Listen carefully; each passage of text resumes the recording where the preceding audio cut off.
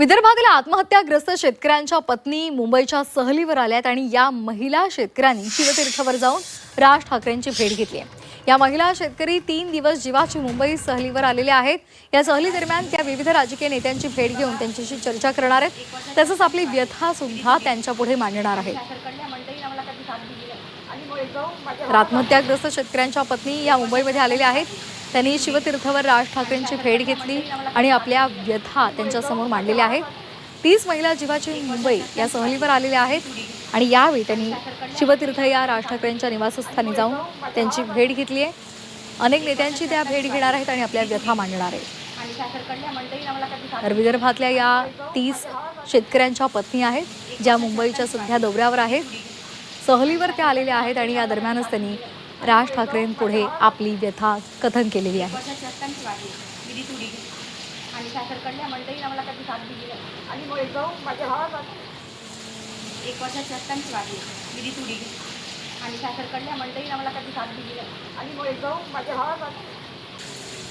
त्यांचे आभार मानते, कारण की आम्ही कधी घराच्या बाहेर निघलोच नाही। तिथे बाबा 1 वर्षाची असतानाच वाढली विधी तुडी आणि सासरकडल्या मंडळी आम्हाला कधी। तर शिवतीर्थवर या आत्महत्याग्रस्त शेतकऱ्यांच्या पत्नी आलेल्या होत्या। आपल्या जीवनामधला संघर्ष त्यांनी राज ठाकरे यांच्या पुढे मांडलेला आहे। विविध राजकीय नेत्यांच्या त्या भेटीगाठी घेणार आहेत आणि या 30 महिला आहेत, ज्या जीवाची मुंबई या सहलीवर आलेल्या आहेत आणि या सहली दरम्यानच त्या अनेक नेत्यांची भेट घेऊन आपल्या व्यथा त्यांच्यापुढे मांडणार आहेत। त्यामुळे आता यानंतर नेते या संदर्भात काही पावलं उचलतात का हे पाहणं सुद्धा महत्त्वाचं ठरणार आहे। त्याचाच एक भाग म्हणून आज विदर्भातील 30 महिला या जीवाची मुंबई सहलीवर आलेल्या असताना त्यांनी राज ठाकरेंची भेट घेतली आहे। तर लहान लेकरांसह या महिला इथे आलेल्या आहेत आणि काय नेमक्या आपल्या अडचणी आहेत त्या अडचणी त्यांनी मांडलेल्या आहेत। राज ठाकरे आपल्याला न्याय देतील ही त्यांची भावना असल्यामुळे आपली विनंती, आपली व्यथा त्या राज ठाकरे यांच्या पुढे मांडत आहेत। राज ठाकरे त्यांचं संपूर्ण बोलणं ऐकून घेत आहेत आणि त्यामुळे आता या संदर्भात राज ठाकरेंच्या मनसेकडून काही पावलं उचलली जातात का, सरकारला काही विनंती केली जाते का, निवेदन दिलं जातं का, हे पाहणं सुद्धा महत्त्वाचं आहे।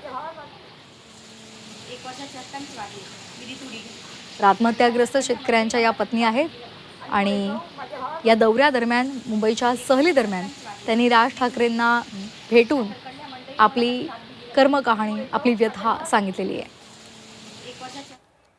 या सगळ्या महिला आहेत त्या म्हणजे विदर्भातल्या ज्यांच्या घरामध्ये खरं तर काही महिन्यांपूर्वी असेल, काही वर्षांपूर्वी असेल, दुःखाचा डोंगर कोसळलेला होता। त्या दुःखाच्या डोंगरातून आता त्या हळूहळू सावरतायत। या सगळ्या महिलांच्या घरातल्या कर्त्या पुरुषानं शेतीमधून उत्पन्न मिळत नाही म्हणून आत्महत्या केलेली आहे आणि म्हणूनच आत्महत्याग्रस्त शेतकऱ्यांच्या ह्या पत्नी आहेत। मात्र असं असलं तरी सुद्धा दुःख बाजूला सारत पुन्हा एकदा नव्यानं जिद्दीनं आयुष्यात उभं राहत त्या मुंबई बघायला आलेल्या आहेत। त्याच्यामुळे त्यांचे अनुभव आपण जाणून घेणार आहोत। जीवाची मुंबई या उपक्रमाअंतर्गत खरं तर दरवर्षी वेगवेगळ्या महिलांचे, वेगवेगळ्या संघटनांचे गट हे मुंबईमध्ये येत असतात आणि मुंबईची ही सुट्टी खरं तर त्या एन्जॉय करत असतात। मला सांगा की झाली आहे मुंबई बघून, झाली आहे, काय आवडलं मुंबईत सगळ्यात जास्त? सगळ्यात जास्त म्हणजे समुद्र पाहायला नव्हता, तो पाहायला मिळाला आणि राज ठाकरेंना कधी आयुष्यामध्ये फक्त टी व्हीमध्येच पाहिलं होतं, पण आज प्रत्यक्ष पाहिलं। मकरंद पुरे ते आम्हाला फक्त नाम फाउंडेशनच्या माध्यमातून माहिती होती की ते आहे म्हणून, पण आम्हाला काय ते प्रत्यक्ष मिळाले कारण त्यांनी आम्हाला नाम फाउंडेशनच्या माध्यमातून आम्हाला काही मदतही केलेली होती। मी समुद्र बघितला, कधीच बघितला नव्हता। बोटमध्ये बसली, कधीच बसायला भेटत नव्हतं, पण ह्या आमच्या महेश भाऊ पवार आणि भावनाताई खनगन यांच्यामुळे मला सगळंच घडून काय आलं, सगळंच मुंबईतलं मी पाहिलं। बरं, पण मुंबई बरी आहे की विदर्भ चांगला आहे आपला? मुंबईत गरमी होते का की विदर्भात जास्त गरमी आहे? नाही, विदर्भात गरमी आहे, मुंबईमध्ये असं थंड वातावरण आहे आणि मुंबईमध्ये जे आहे म्हणायचं ते खूप पाहण्यासारखं आहे। तसं म्हणजे आमच्या खेड्यामध्ये म्हणजे तसं काही हे नाही आहे, पण मुंबईमध्ये खूप छान आहे आणि सगळं पाहण्यालायक आहे म्हणायचं की जे मान सन्मान आहे हे मुंबईमध्ये भरपूर मिळतात। जे ग्रामीण भागामध्ये आहे, आम्ही एक विधवा महिला आहे, तर आम्हाला एक समाजामध्ये एवढे मान सन्मान मिळत नाही, तो मान सन्मान आम्हाला या मुंबईमध्ये मिळाला। तसेच आपल्याला एक आमदार साहेब आहे आपले श्रीकांत भारतीय, तर त्यांनी आम्हाला साडी चोळी म्हणून एक आम्हाला चांगला सत्कार केला. त्यांनी जेवण दिलं. तसेच आपले राज ठाकरे भाऊ आहेत, त्यांनी सुद्धा आमचा आदर सत्कार केला. आणि ज्या आमच्या समस्या होत्या त्या समस्यावर काहीतरी विचार केला त्यांनी, का समोर यांना काहीतरी मिळावं बा यासाठी. बस. समुद्र आवडलाय, पण समुद्र एवढं मोठं मन सुद्धा मुंबईच्या लोकांचं आहे. आता एवढ्या व्यस्ततेतून राजसाहेब ठाकरे यांनी वेळ दिला, त्यांचे प्रश्न ऐकून घेतले. वहिनींनी सुद्धा त्यांना सगळ्यांना गोडधोड खाऊ घातलं. छोटीशी भेट दिली राजसाहेबांनी पॉकेटमध्ये सगळ्यांना.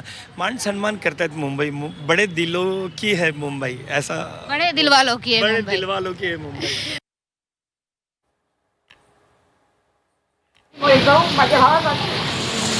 एक वर्षाची असतानाच वाढली.